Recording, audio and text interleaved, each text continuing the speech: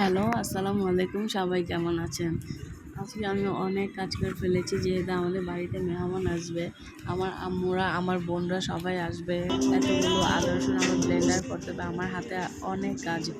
আর এটা আমার শুধু আজকের কাজ নয়, এগুলো হচ্ছে প্রতিদিনের কাজই করে থাকি। ঘুম থেকে উঠে আমার প্রথম কাজ থাকে আমার বিছানা গুছানো। আর আম্মুরা যেহেতু আসবে তাই আজকে একটু কাজটা বেশি।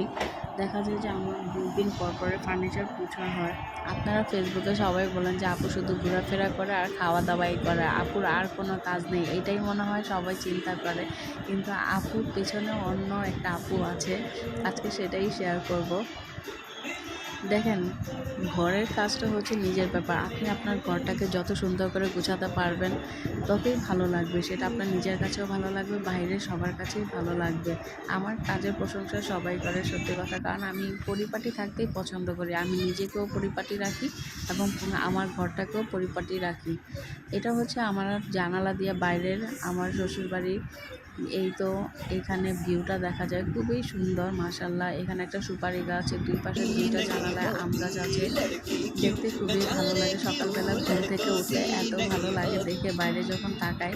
তো আজকে খুব সুন্দরভাবে সব কিছু গুছিয়ে টুছিয়ে পর্দা টর্দা এগুলো খুব টান করে আমি বিছানাটা গুছিয়ে ফেলেছি। আর ঘর গুছাতে গুছাতে আমি একটু গান শুনতে খুবই পছন্দ করি। কারা কারা আমার মতন আছেন? আমি জানি মেয়েদের এটা একটা কমন প্রবলেম যে ঘর কাজ করতে করতে গান শোনাটা এটা একটা অভ্যাস। আমার কাছে ভালোই লাগে। আর আমি ঘরের কাজ সব কিছু সামলিয়ে তারপর আমি বাহিরটা সামলাই, আমি সাজুগুজু করে ঘুরে বেড়াই, সব কিছু মেনটেন করেই চলি। আমার কাছে ভালোই লাগে। আমার কাছে মনে হয় যে আমি নিজে পরিচ্ছন্নতা থাকলে এটা আমার নিজের কাছেও ভালো লাগবে, বাইরে সবার কাছেও ভালো লাগবে। আলহামদুলিল্লাহ।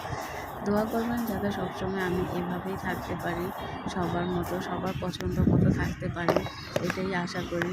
তো আল্লাহর কাছে হাজার হাজার শুকরিয়া।